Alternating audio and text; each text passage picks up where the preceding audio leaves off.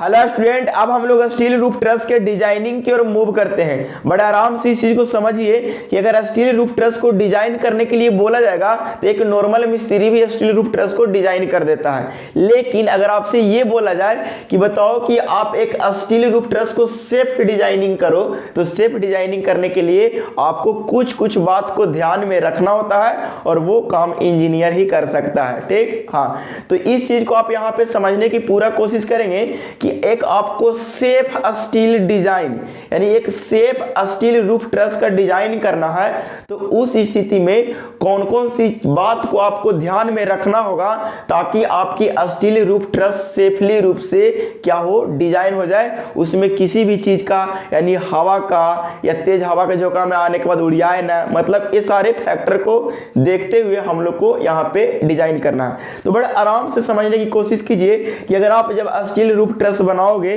तो ट्रस होगा, पर्लिन होगा और रूफ कवरिंग होगा। ठीक, हाँ, तो देखेंगे हम लोग ये देखेंगे कि एक ट्रस को दूसरे ट्रस के बीच में कितना दूरी होना चाहिए, दैट इज स्पेसिंग कितना होना चाहिए। पर्लिन के कौन सा सेक्शन सेलेक्ट करेंगे, पर्लिन हमारा सूटेबल हो।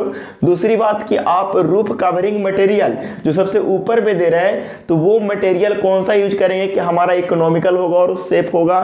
ठीक, हाँ, हवा को प्रेशर कितना आ रहा है, हवा के वजह से लोड कितना आ रहा है, अर्थक्वेक की वजह से लोड कितना रहा है, उस ट्रस का खुद का लोड कितना है, दैट इज डेड लोड कितना है, उस ट्रस के ऊपर कितना एडिशनल लोड आ रहा है, दैट इज लाइव लोड कितना है या इम्पोज लोड उसी को बोलते हैं। तो ये सारे बात को कंसीडर करके तब जा करके हम लोग एक रूफ ट्रस का डिजाइन करते हैं। ठीक, हाँ, तो सब हर एक चीज को स्टेप बाय स्टेप ध्यान देंगे। ठीक है, हाँ, मान लीजिए ट्रस का डिजाइन कर रहे हैं तो ट्रस को डिजाइनिंग में एक पिच भी सबसे मोस्ट इंपोर्टेंट पैरामीटर में से एक माना जाता है।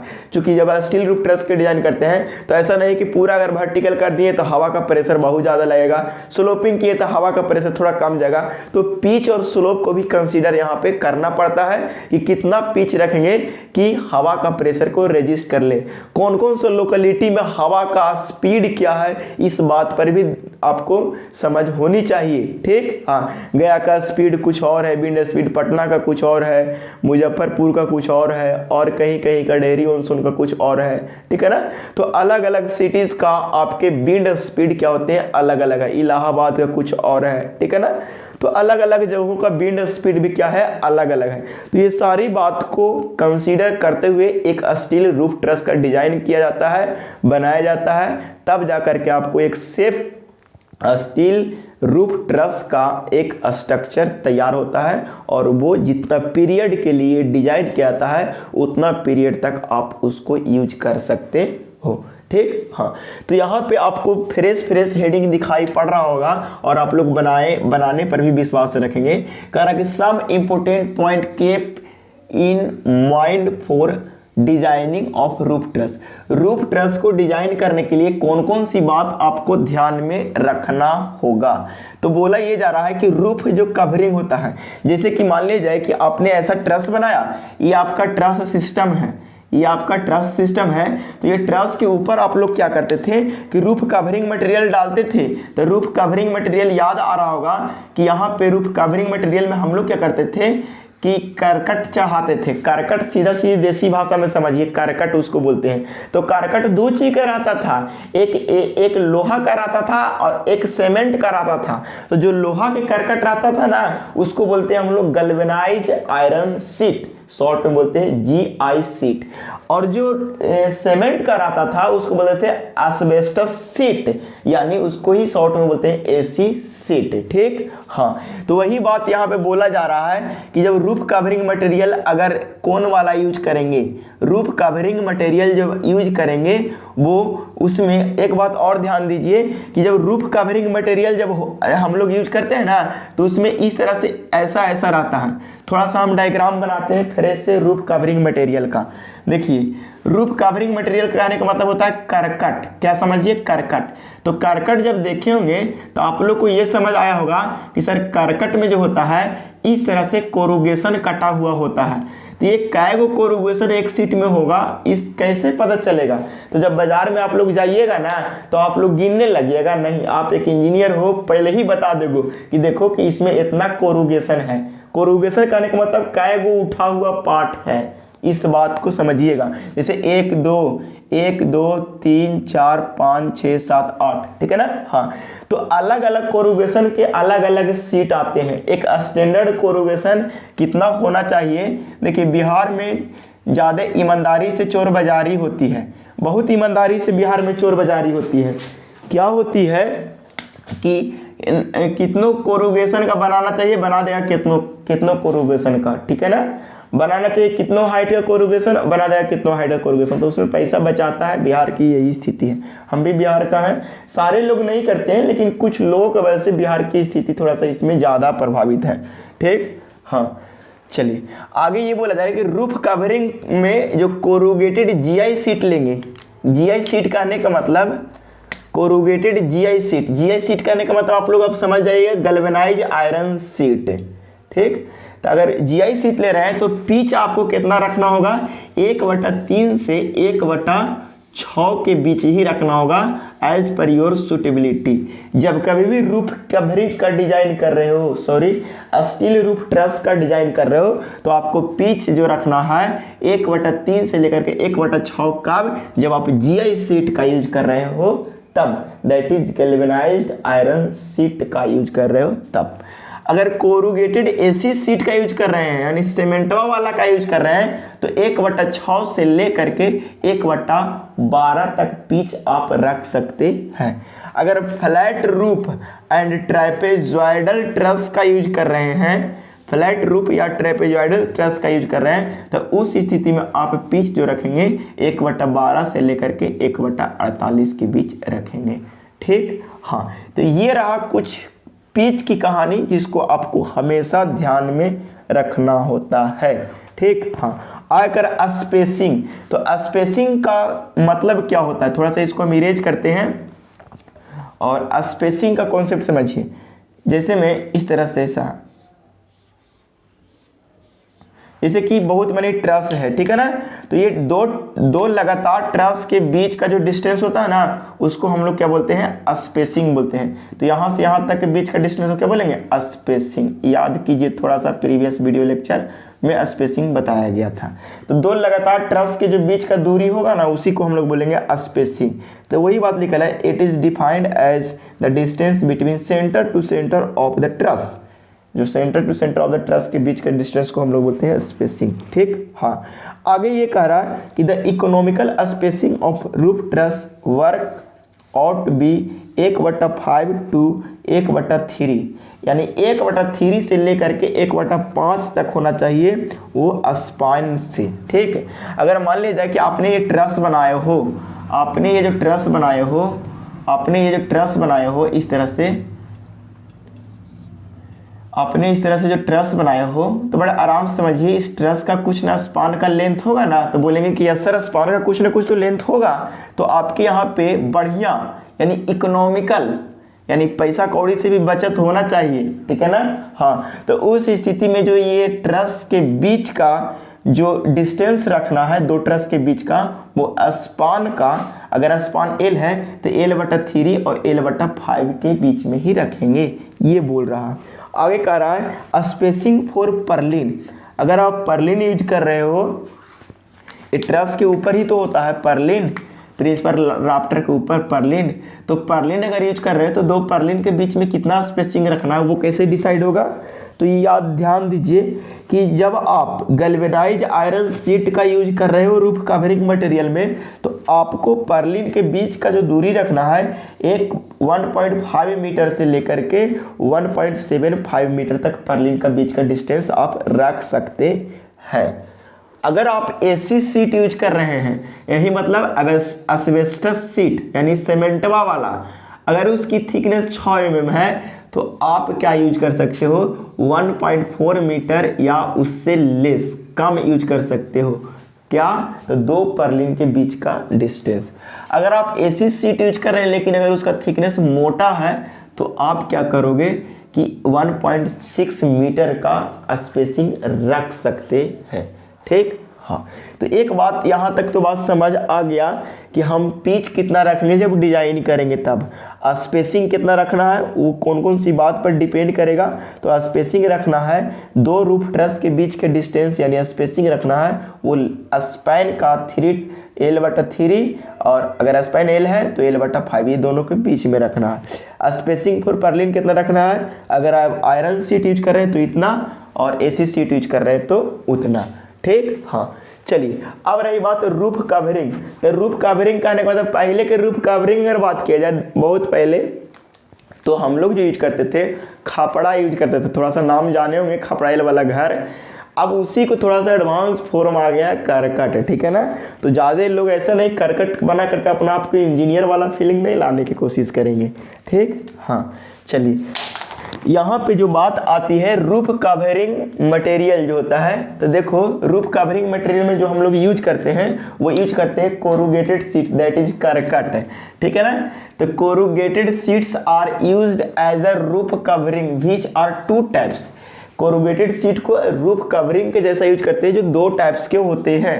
पहला गैल्वेनाइज आयरन सीट और दूसरा होता है एस्बेस्टस सीट, ठीक है, जिसको बोलते हैं AC सीट। ठीक, हाँ तो इस बात को ध्यान से समझिए और हर एक चीज को आप कॉपी करेंगे बड़े आराम से। कहा यह जा रहा है कि जब आप गैल्वेनाइज आयरन सीट खरीदने जाओगे बाजार में तो उसमें 10 कोरुगेशन या 11 कोरुगेशन होगा, आप गिन के भी देख सकते हैं। और दूसरा ये होगा कि 8 कोरुगेशन वाला, कोरुगेशन कहने का मतलब उभरा हुआ भाग कितना उसको बोलते हैं कोरुगेशन। तो आप गिन भी सकते हैं बाजार में जाकर के, और नहीं तो जहाँ रहते हैं वहाँ पे जाकर के गिनिएगा। मकान मालिक के अगर रेंट पर आते होंगे तो नहीं गिनेगा, नहीं तो बोलेगा कबाड़े के फेर में, ठीक है, तो रेंट बढ़ा देगा। कह रहा है कोरुगेशंस पर सीट, एक सीट में 10 से अगर 11 कोरुगेशन है, बड़े आराम से देखिए कि एक सीट लिए उसमें 10 से 11 कोरुगेशन है तो उसका साइज ऑफ कोरुगेशन जो होगा वो 75 mm वाइड और 19 mm डीप। इस चीज को समझिए कि कोरुगेशन, देखिए ये उभरा हुआ भाग को हम लोग बोल रहे हैं कोरुगेशन, तो यही बोला जा रहा है कि ये कोरुगेशन का ये उठा हुआ भाग जो होगा वो 75 mm चौड़ा होगा। कितना होगा? 75 mm चौड़ा होगा। और ये जो डेप्थ होगा उठा हुआ भाग वो कितना होगा? 19 mm होगा। इस बात को ध्यान से समझिएगा।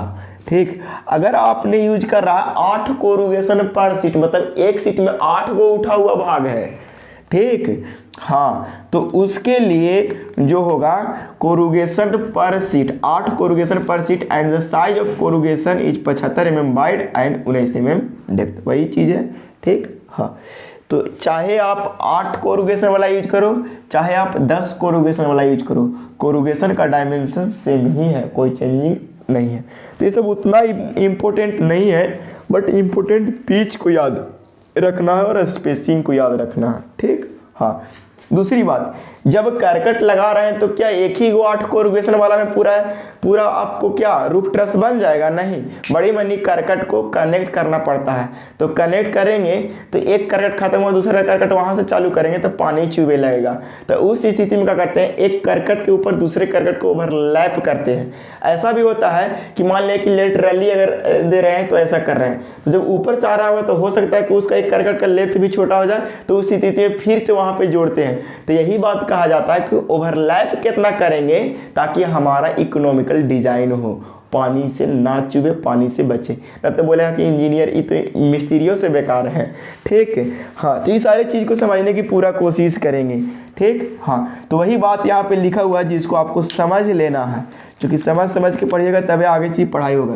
देखा रहा कि the following overlaps are provided in the sheet for make the joint are waterproof। Joint को पानी प्रूफ बनाने के लिए हम लोग क्या करते हैं, ओवरलैप करते हैं। तो साइड ओवरलैपिंग कहने का मतलब जैसे एक करकट का लेंथ है एक और करकट का लेंथ है, तो ये लेंथ जहाँ पे ऐसे ओवरलैप करता है ना तो उसको बोलते हैं साइड ओवरलैपिंग। और करकट का ये लेंथ है उसकी चौड़ाई अगर ओवरलैप कर रहा है तब उसको बोलते हैं इंड ओवरलैपिंग। दो चीज समझिए, यहाँ पे ये वीडियो भी देखा, मतलब फोटो भी क्लिप चिपकाते हैं।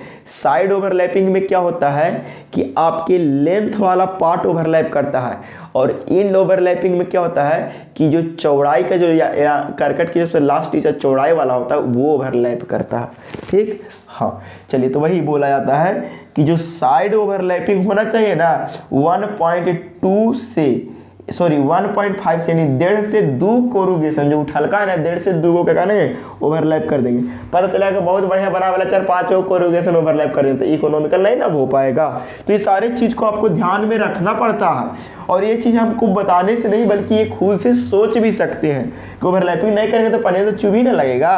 हाँ, तो फिर से गाना याद आ जाएगा पुराना भोजपुरिया, ठीक है ना। इंड ओवरलैपिंग, ठीक है ना, इंड ओवरलैपिंग कितना करना है 150 mm करना है। जो किनारे जो चौड़ाई वाला ओवरलैपिंग होना चाहिए वो कितना करना है 150 mm करना है। ठीक, बढ़िया डिजाइनिंग के लिए बोला जाता है कि जो कोरुगेशन गैल्वेनाइज आयरन कोरुगेशन जो होता है करकट होता है उसका साइज मार्केट में कितना कितना अवेलेबल है, तो आपको 1.5 मीटर का भी अवेलेबल है, 2.2 मीटर का भी अवेलेबल है, 2.8 मीटर का भी अवेलेबल है, और 2.8 हो गया, 2 मीटर का भी अवेलेबल होता है, और 3 मीटर का भी अवेलेबल है। ये लेंथ है। चौड़ाई कितना होता है तो 0.75 mm, सॉरी 0.5 mm नहीं मीटर है, 0.9 इतना mm की चौड़ाई में आपको अवेलेबल है। थिकनेस कितना है, थिकनेस वाला पार्ट यहाँ पे दिखाई नहीं पड़ रहा है, तो जो हम बोल रहे हैं ना उसको रफली कहीं पे नोट डाउन कर लीजिए और बाद में वीडियो देखने के बाद लिख लीजिएगा। थिकनेस जो है वो 0.63 mm, 0.8 mm और 1 mm थिकनेस तक अवेलेबल आपको है। ठीक, हाँ, इस चीज़ को आप समझने की पूरा कोशिश करेंगे। ठीक, हाँ चलिए, इतना को करेंगे कॉपी, अभी कॉपी नहीं, एस्बेस्टस सीट को भी समझ ही लीजिए। कह रहा है कि एस्बेस्टस सीट यानी एसी सीट जो होता है उसमें कोरुगेशन भी होता है, कोरुगेटेड एसी सीट होता है और टैफोर्ड एसी सीट होता है। ठीक है ना। कोरुगेटेड एसी सीट का यूज जो हम लोग करते हैं वो नॉर्मली घर में यूज करते हैं, लेकिन वही टैफर्ड एसी सीट का जो हम लोग यूज करते हैं वो घर को वेटर यानी आउटस्टैंडिंग लुक प्रोवाइड करने के लिए हम लोग जो यूज करते हैं वो टैफर्ड एसी सीट का यूज करते हैं। ठीक, हाँ, इतना बात आपको समझ आया होगा। और जो यहाँ पे हम लोग देख रहे हैं टैफर्ड एसी सीट के दो कोरुगेशन के बीच का जो लेंथ होना चाहिए वो 133 mm होना चाहिए, और एक कोरुगेशन में 145 mm होना चाहिए। ठीक, हाँ। तक ये सब कोई संभाल के नहीं रखना, but information point of view से खतरनाक है। एक बात और समझ लीजिए कि जितना बात पहले पढ़ाया गया उसी से आपके एग्जाम में आएंगे, और बहुत कहेगा तो और में एक डिजाइनिंग वाला प्रॉब्लम रहेंगे, इस बात को भी ध्यान दीजिएगा। तो बहुत परेशान नहीं हो जाएगा कि सिलेबस खत्म हुआ कि नहीं, हम ऑलरेडी सिलेबस खत्म कर चुके हैं। ठीक, हाँ, और धीरे धीरे करके आप लोग को अगर वीडियो लेट से अपलोड होगा ना तो घबराइएगा नहीं, धीरे धीरे करके वीडियो अपलोड हो ही जाएंगे। बहुत लोग बकाने लगते हैं कि वीडियो अपलोड, अरे बताओ सारा सिलेबस खत्म हो गया, ठीक है, हाँ, हो ही जाएगा टाइम पर सिलेबस, ठीक है ना। और हो सकता है कि आपको रिवीजन का डेट भी अनाउंस कभी कर दिया जाएगा। ठीक, हाँ, तो अगर हम पगलाना नहीं कि कौन टाइम रहेगा, वो बात होगा। पिछला बार किया था तो टाइम के लिए इशू, तो टाइम एक दिन पहले बता दिया जाएगा। साइज कितना होना चाहिए, एसी सीट का जो साइज अवेलेबल है मार्केट में वो कितना है 1.7 मीटर, 2 मीटर, 2.5 मीटर। चौड़ाई मार्केट में अवेलेबल है इतना एंड इतना, मीटर में सब है, इस बात को ध्यान दीजिएगा। सिर्फ थिकनेस mm में है 6 mm और 7 mm। ठीक, हाँ। ओवरलैपिंग जो होना चाहिए इसमें भी ओवरलैपिंग का, चूंकि हर एक चीज में ओवरलैपिंग को ध्यान में रखना होता है। तो जब ओवरलैपिंग करोगे तो इंड ओवरलैपिंग होगा 150 mm से कम नहीं होना चाहिए, ज़्यादा होगा तो चलेगा। साइड ओवरलैपिंग होना चाहिए वो 1 कोरुगेशन यानी साइड में कम से कम एगो मुड़ल का तो ओवरलैप होना ही चाहिए।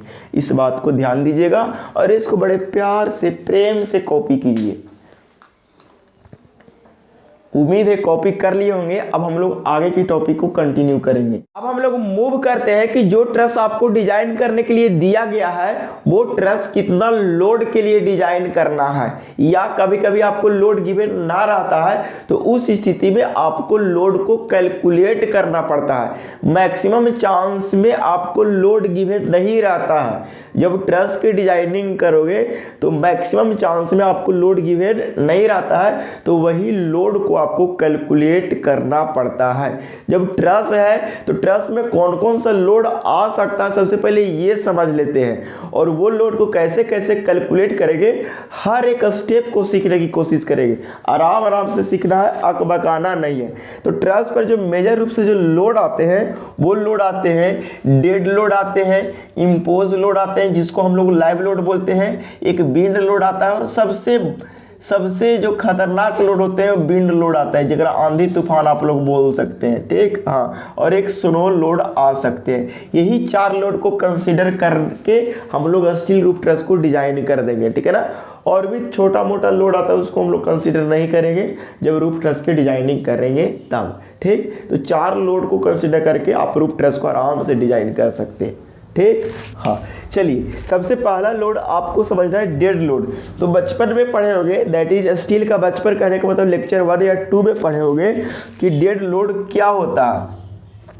तो कह रहा है कि डेड लोड जो होता है वो उस रूफ ट्रस का सेल्फ लोड होता है, खुद का लोड को हम लोग बोलते हैं डेड लोड। तो डेड लोड में कौन कौन आ सकता है तो आप लोग थोड़ा समझिए।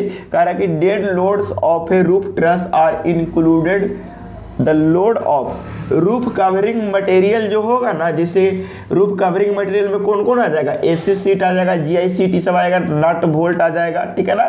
तो वही कह रहा है कि roof covering material and their fixture, मतलब वही नट बोल्ट टाइप के, ठीक। उसके बाद पर्लिन भी आ जाएगा आपको डेड लोड में। पर्लिन का कितना लोड है, कितना वेट है, सेल्फ वेट, वो किस में आ जाएगा, डेड लोड में।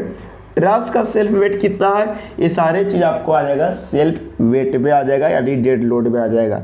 और कह रहा है कि any other additional load be taken by truss like pipe line, fan, lighting etc। अगर और भी ऐसा उस रूफ ट्रस में एडिशनल चीज ऐड है जो परमानेंट फिक्स है तो उसको भी आप डेड लोड में कंसीडर कर सकते हैं, ठीक। कर सकते नहीं, करेंगे, ठीक। हाँ, आगे ये बोला जा रहा है कभी कभी ट्रस का लोड गिवन नहीं रहता है, तो यही बोला जा रहा है कि डेड लोड, नोट पॉइंट में इस चीज को बताया गया है कि डेड लोड ऑफ ट्रस में भी 2 बार लिखा गया है, may be assume to 10% of the load on the truss, ठीक है। हाँ, अगर आपको ट्रस का जो ट्रस आप लोग डिजाइन कर रहे हैं, अगर उस ट्रस का डेड लोड पता नहीं है तो आप लोग जिस लोड के लिए डिजाइन करना होता है ना, उस लोड का 10% हम लोग एज्यूम कर लेते हैं। एक बात और, कभी कभी क्या होता है कि आपको जीआई सीट, जो सीट आप यूज कर रहे हैं उसका 1 मीटर लेंथ में आपको वेट नहीं पता है, यानी यूनिट वेट पता नहीं है, तो उस स्थिति में आपको खुद से एज्यूम करना होगा, ठीक। तो जब जीआई सीट रहेगा और आपकी उसकी 1 मीटर स्क्वायर एरिया में लोड गिवन नहीं है तो उस स्थिति में हम लोग क्या करते हैं कि 100 न्यूटन से 150 न्यूटन पर मीटर स्क्वायर हम लोग क्या कर सकते हैं, लोड को एज्यूम कर सकते हैं। अगर जीआई सीट है तो 1 मीटर स्क्वायर एरिया में हम लोग क्या कर सकते हैं, 100 न्यूटन या 150 न्यूटन या 100 न्यूटन से 150 न्यूटन के बीच में हम लोग इसको लोड को एज्यूम कर सकते हैं। अगर कोरुगेटेड सीट है, ठीक है ना, कोरुगेटेड एसी सीट है, ये जीआई सीट है और ये एसी सीट है, तो एसी सीट में आप ज़्यादा लोड को एज्यूम करोगे क्योंकि एसी सीट हल्का भारी रहता है सीमेंट वाला, तो 120 से 156 न्यूटन पर मीटर स्क्वायर का एज्यूम करेंगे, ठीक। हाँ, पर्लिन का रहा तो पर्लिन का जो सेल्फ वेट हम लोग एज्यूम करेंगे ना 100 न्यूटन से 120 न्यूटन पर मीटर स्क्वायर, कहने का मतलब 1 मीटर स्क्वायर में इतना हम लोग लोड को एज्यूम करेंगे। इस चीज़ को आप समझने की पूरा कोशिश करेंगे, ठीक है। 1 मीटर में यहाँ पर वेट पर मीटर होगा, पर्लिन का वेट पर मीटर में हम लोग एज्यूम करते हैं, ठीक। हाँ, नहीं जी सॉरी, 1 मीटर स्क्वायर में ही होगा, ठीक। इस चीज़ को बढ़िया से समझने की कोशिश करेंगे। आगे बोला ये जा रहा है कि ट्रस के बारे में पढ़ रहे हैं कि dead load of roof truss is calculated by following relation. अगर ट्रस का डेड लोड गिवन नहीं है तो उस ट्रस का डेड लोड कैलकुलेट करने के लिए एक फॉर्मूला दिया गया है, इस फॉर्मूले से उस ट्रस का डेड लोड कैलकुलेट कर लेते हैं। ठीक है, वही बात लिखा हुआ है, dead load of roof truss is calculated by following relation, यानी ये रिलेशन से आप कैलकुलेट कर सकते हैं। तो W बराबर है L/3 + 5 × 10, यानी इस रिलेशन से आप क्या कैलकुलेट कर सकते हैं, ट्रस का डेड लोड कैलकुलेट कर सकते हैं। ठीक, हाँ, W क्या है, वेट ऑफ ट्रस यानी लोड ऑफ ट्रस बोल सकते हैं। L क्या है, length of span in metre, ठीक है, × 10। हाँ, इतना बात आप समझ गए कि डेड लोड ट्रस का कैसे कैलकुलेट करेंगे। अब रहा बात लाइव लोड यानी इम्पोज लोड, तो मैक्सिमम चांस में तो इम्पोज लोड आपको गिवन रहता है। अगर इम्पोज लोड गिवन नहीं होगा तो उस स्थिति में आप क्या करोगे, आपको यहाँ पे इस टेबल के अनुसार आपको कंसिडर करना होगा, मानना होगा। कह रहा है अगर रूफ का स्लोप अगर 10 डिग्री से कम या 10 डिग्री के बराबर है तब हम लोग क्या करते हैं, द लाइव लोड, तब हम लोग लाइव लोड कंसीडर करते हैं 1.5 kilo newton per metre square. अगर स्लोप इतना से कम है तो लाइव लोड हम लोग कंसीडर करते हैं कि 1.5 kilo newton per metre square of plan area, यानी जो प्लान एरिया होगा ना उसका 1 मीटर स्क्वायर में हम लोग कितना कंसीडर करेंगे, 1.5 किलो न्यूटन। ठीक, if access is provided, access मतलब होता है रास्ता, क्या होता है, रास्ता। अगर रास्ता प्रोवाइडेड होगा तब, अगर रास्ता प्रोवाइडेड नहीं होगा तब उस स्थिति में हम लोग क्या करेंगे कि 0.75 kilo newton per metre square of plan area if access is not provided. अगर रास्ता प्रोवाइड नहीं है तो हम लोग 0.75 ही लेंगे। ठीक, हाँ, आय कह रहा है कि अगर स्लोप 10 डिग्री से ज़्यादा हो जाएगा तो लाइव लोड लेंगे 0.75 kilo newton per metre square, और जितना डिग्री बढ़ेगा उतना डिग्री के लिए हम लोग 0.02 किलो न्यूटन से क्या कर देंगे, घटाते चले जाएंगे। इस बात को आप समझने की कोशिश कीजिएगा। इतना तो रहा, डेड लोड कैलकुलेट कर लेंगे, लाइव लोड कैलकुलेट कर लेंगे। ठीक, हाँ, लेकिन जो बात रहा बिल्ड लोड को कैलकुलेट करना, इसी में बहादुरी है। बिल्ड लोड, जैसे कि जब भी रूफ ट्रस की कैलकुलेशन करते हैं, डिजाइन करते हैं, तो डिजाइन करते समय सबसे इंपॉर्टेंट पैरामीटर आता है बिल्ड लोड, और बिल्ड लोड की ही कैलकुलेशन आप लोग को करना है। तो देखो, अलग अलग लोकेलिटी में अलग अलग विंड का स्पीड होता है, ठीक है ना, तो उस स्पीड को आपको टेबल से मिल जाएगा कि कौन सा रीजन का विंड स्पीड कितना है, ये ऑलरेडी आपको दिया रहेगा। नहीं तो एक फोटोकॉपी PDF भेजेंगे, उसको सारे लोग प्रिंट आउट निकलवा लेंगे और टेबल में या स्टील को IS कोड में, दोनों में, टेबल या IS कोड दोनों में से कोई एक में उसको चिपका लेंगे और लेके चले जाएंगे, अगर अलाउड रहेगा तब। अगर अलाउड नहीं रहेगा तो ये सारा डाटा आपको गिवन रहेगा, इसमें दो राय नहीं है। ठीक, हाँ, चलिए दूसरी बात आता है बिल्ड लोड। इसको बढ़िया से समझना है और इसको कैलकुलेशन करने के लिए हम स्टेप बता दिए हैं, ताकि स्टेप से जब कैलकुलेशन करोगे तो मिस्टेक का चांस रिड्यूस हो जाएगा। ठीक, हाँ, कह रहा है कि build load is most critical load for industrial building. अगर आप इंडस्ट्रियल बिल्डिंग बना रहे हो तो सबसे खतरनाक लोड ये माना जाता है। Build loads are calculated as per IS 875 part 3। Build load का सारा कैलकुलेशन हम लोग करेंगे IS 875 पार्ट 3 के अनुसार। In the designing of light roof truss that proper calculation of build load. अगर आप हल्का रूफ ट्रस का कैलकुलेशन कर रहे हैं तो उसमें प्रॉपर कैलकुलेशन की जरूरत होता है।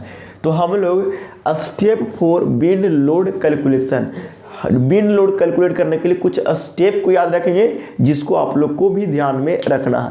पहला बात ये करना है, determination of basic wind speed. Basic wind speed को आपको डिटरमाइन करना है, पता लगाना है। तो ये चीज़ कहाँ से मिलेगा, तो अभी यहाँ पे एक चार्ट देख रहे होंगे, उस चार्ट से आपको पता चलेगा कि गया में कितना है और इलाहाबाद में कितना है, अजमेर में कितना है, ठीक है ना, अहमदाबाद में कितना है। तो इस सारे जगह का आपके विंड स्पीड पता हो जाएगा, और जो जोन में, जिस जोन की डिजाइनिंग करने बोल रहा है उस जोन का बेसिक विंड स्पीड यानी हवा का स्पीड पता कर लेंगे उस टेबल से। तो पहला काम तो यहाँ से डन हो जाएगा। चलो, जैसे ही बेसिक विंड स्पीड पता चल जाएगा दैट इज वी, तो हम लोग इस फॉर्मूले से हम लोग निकाल लेंगे डिजाइन विंड स्पीड कि आपको कितना स्पीड के लिए डिजाइन करना है। ठीक, हाँ। तो सर यही स्पीड से काम नहीं चला सकते थे कि हमको डिजाइन विंड स्पीड की निकालने की जरूरत पड़ा? तो इसके जवाब ये है कि हम लोग नहीं कर सकते हैं, क्योंकि जब डिजाइन विंड स्पीड कैलकुलेट करते हैं तो उस समय बहुत सारे फैक्टर को ध्यान में रखना होता है। ये तो नॉर्मल हुआ कि नॉर्मली इतना चलता है, लेकिन आप बिल्डिंग का अगर हाइट बढ़ाओगे या हाइट घटाओगे तो उस स्पीड का प्रभाव घटेगा कि नहीं घटेगा, या उस विंड का प्रभाव बढ़ेगा कि नहीं बढ़ेगा, वो डिपेंड करेगा कि कितना ऊंचा बिल्डिंग बना रहे हो, कितना ऊंचा रूफ ट्रस बना रहे हो। दूसरी बात कि आप जो रूफ ट्रस बना रहे हो किस जगह पर बना रहे हो, खाली ट्रेन में, यानी खाली ट्रेन नहीं, टेरेन बोल रहे हैं, यानी जिसको भूमि का भाग बोलते हैं, खाली भूमि का भाग में बना रहे हो कि यहाँ पे आप जो बना रहे हो उसकी लोकेलिटी का क्या मतलब रिव्यू है, कितना स्पीड से हवा चलता है। तो ये सारे चीज़ को ध्यान में रखते हुए हम लोग को बेसिक विंड स्पीड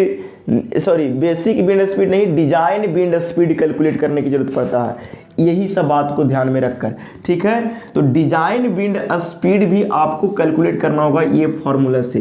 तो सर यहाँ पे K1, K2, K3 and VB कैसे कैलकुलेट होगा, मेजर क्वेश्चन ही आना चाहिए। तो K1 को बोलते हैं रिस्क कोएफिशिएंट, ठीक है ना। और K1 का जो डाटा हम लोग को मिलेगा, यहाँ पे एक टेबल चिपका रहे हैं उससे, तो वो टेबल से आप लोग को डाटा मिलेगा 50 साल के लिए डिजाइन कर रहे हो कि 100 साल के लिए रूफ ट्रस को डिजाइन करो। 50 साल के लिए अलग होगा, 100 साल के लिए अलग होगा, ठीक, हाँ। तो हम लोग हमेशा 50 साल के लिए डिजाइन करेंगे, ऐसा इसलिए। और 50 साल में भी अलग अलग हाइट के लिए अलग अलग आपको क्या रहेगा, रिस्क कोएफिशिएंट होगा। लेकिन आप एक सेमेस्टर का स्टूडेंट हो तो हमेशा 50 साल के लिए डिजाइन करोगे, ये क्वेश्चंस में मेंशन रहेगा। और नहीं भी रहेगा तो हम लोग हमेशा मान के चलेंगे कि 50 साल के लिए डिजाइन कर रहे हैं, और उसके लिए रिस्क कोएफिशिएंट की वैल्यू 1 लेंगे। कितना लेंगे, 1, यानी K1 की वैल्यू 1 लेंगे। उसके बाद K3 टोपोग्राफिकल फैक्टर, यानी अर्थ का टोपोग्राफिकल फीचर कैसा है। तो हम लोग ऐसा मान के चलेंगे कि जहाँ पे हम लोग बना रहे हैं ना, वहाँ पे जो जगह है वो पूरा का पूरा प्लेन है। तो प्लेन के लिए K3 का भी वैल्यू क्या हो जाएगा, 1 हो जाएगा। K3 का भी वैल्यू कितना हो जाएगा, K3 का भी वैल्यू कितना हो जाएगा, 1 ले लेंगे। क्या ले लेंगे, 1 ले लेंगे। तो देखिए K1 की वैल्यू भी 1 और K3 की भी वैल्यू 1, और VB आप टेबल से कैलकुलेट कर लेंगे कि कौन सा जोन में, अहमदाबाद में, गया में, अलग अलग जगहों पर क्या किस जोन के लिए बनाना है, किस जोन में आपकी ट्रस डिजाइन करना है, उस जोन का विंड स्पीड है VB। तो वो तो पता चल गया पहले के टेबल से।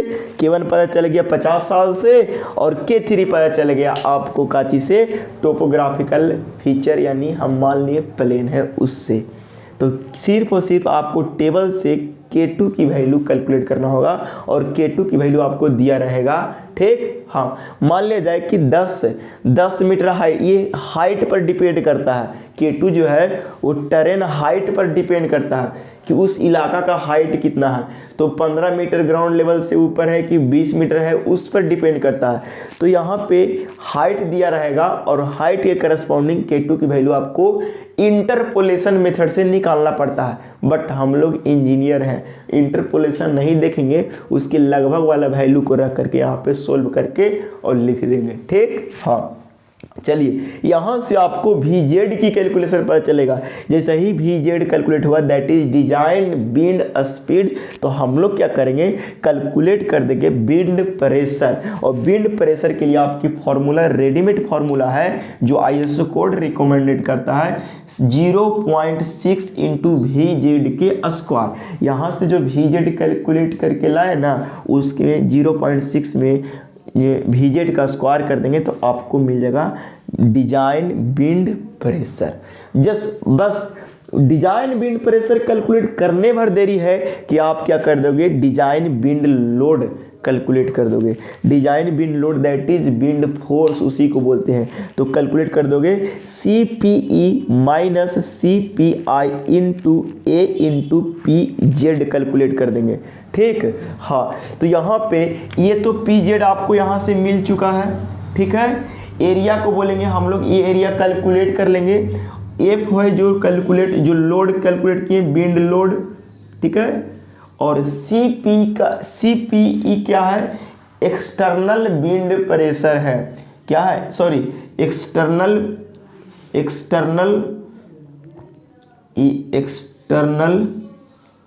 प्रेशर कोफिशिएंट है। एक्सटर्नल PRESSURE प्रेशर कोफिशिएंट है, दिखाई पड़ा ना, प्रेशर कोफिशिएंट सुन के लिख लीजिएगा।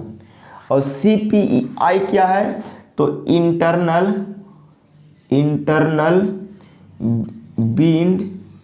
इंटरनल प्रेशर कोफिशिएंट है। देखिए, जैसे कि आप यहाँ पे एक थोड़ा सा बात कीजिए कि अगर मान लीजिए कि आपने इस तरह का क्या बना रहे हो, इस तरह का आपने रूफ ट्रस की डिजाइन कर रहे हो, तो देखिए तो यहाँ पे आपने क्या करा कि जब इस तरह का कुछ लगाते हैं ट्रस, इस तरह का ट्रस सिस्टम जब लगाते हैं तो ट्रस के अंदर भी कुछ प्रेशर क्रिएट होता है और ट्रस के बाहर से भी प्रेशर लगता है। तो वो दोनों प्रेशर को कैलकुलेट करके तब हम लोग फाइनल लोड ट्रस पर कैलकुलेट करते हैं।